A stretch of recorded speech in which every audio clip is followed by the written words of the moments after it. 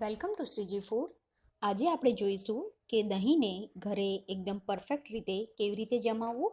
દહીં જનરલી દરેકના ઘરમાં બધા જમાવતા જ હોય છે, પણ જો એના માટેનું દૂધ વધારે કે ઓછું ગરમ થાય તો પણ દહીં પ્રોપર સેટ નથી થતું, અને જે મેળવણ યુઝ કરીએ છીએ એ જો વધારે કે ઓછું પડી જાય તો પણ સેટ નથી થતું.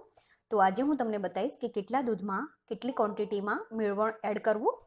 અત્યારે મેં 1 લીટર ફૂલ ફેટ મિલ્ક લીધું છે અને 1 ટેબલસ્પૂન છાશ લીધી છે. તો સૌથી પહેલાં આ દૂધને ગાળીને એક તપેલીમાં ગરમ કરવા મૂકી દઈશું.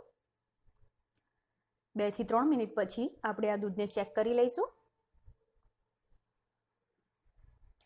દૂધને તમે હાથથી ટચ કરશો તો તમને ગરમ લાગશે, પણ દઝાશે નહીં એવું દૂધ આપણે દહીં સેટ કરવા માટે જોઈશે. તો આ રેડી છે. હવે એમાં 1 ટેબલસ્પૂન છાશ એડ કરી દઈશું. તમે ચાહો તો દહીં પણ એડ કરી શકો છો, પણ છાશ યુઝ કરવાથી દહીં બહુ સરસ રીતે સેટ થાય છે.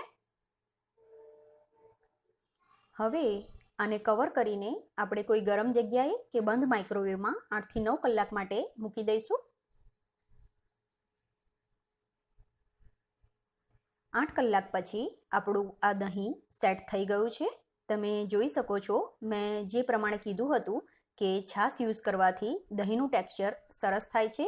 તો આ એકદમ થીક દહીં રેડી છે. શિયાળામાં આને સેટ થવામાં થોડો વધારે ટાઈમ લાગે છે, જ્યારે ગરમીમાં દહીં જલ્દીથી સેટ થઈ જાય છે.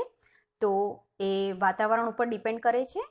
આઈ હોપ તમને મારો આ વિડીયો પસંદ આવ્યો હશે.